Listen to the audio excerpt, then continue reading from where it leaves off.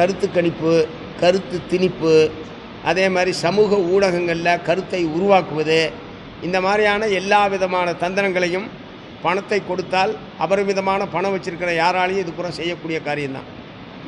யதார்த்தமாக 26 தேர்தலில் என்ன ரிசல்ட் வருதோ அப்போ தான் உண்மை தெரியும்.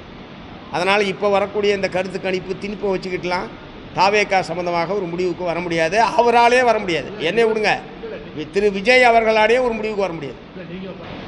அது தேர்தல் அவரே சொல்லியிருக்காரு, தேர்தல் முடிவை பொறுத்ததுங்க. 26 தேர்தல் முடிவை பொறுத்து தான் தாவேகா இருக்குமா இல்லையான்றது அவரே சொல்லியிருக்காரு. அதனால் தேர்தல் முடிஞ்ச பிறகு பார்ப்போம். இருக்குமா இல்லையான்றது நீங்கள் அவரே சொல்லிட்டாரு. வெற்றி பெற்றால் இருப்பார், இல்லைனா இல்லைன்றது தானே. ஏன்னா அவருக்கு ஒரு மாற்று தொழில் இருக்குது. அதனால் அவர் இதை பற்றிலாம் கவலை பண்ணணும்னு அவசியம் இல்லை.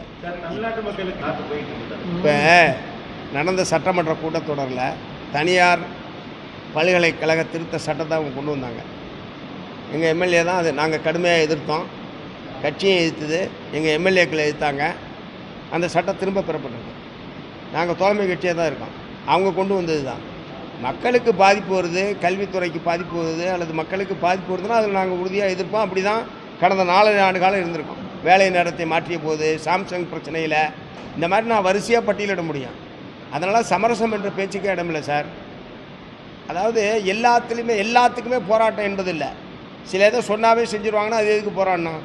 இப்போ சட்டமன்றத்தில் எதிர்த்து தெரிவித்தோம். நாங்கள் இதை நாங்கள் ஏற்றுக்கலன்றதை கடிதமாக முதலமைச்சர் கொடுத்தோம். அவங்க வாபஸ் ஆகிட்டாங்க. நல்லது.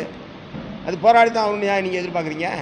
காரியம் கோரிக்கை ஏற்கப்படுதா இல்லையா, என்ன விதத்தில்ன்றது கோரிக்கையினுடைய தன்மையை பொறுத்து, அரசனுடைய அணுகுமுறையை பொறுத்து இருக்கிறது. சில விஷயத்தை சொன்னாவே செய்கிறாங்கன்னா அதுக்கு எதுக்கு நாங்கள் போகிறோம்னா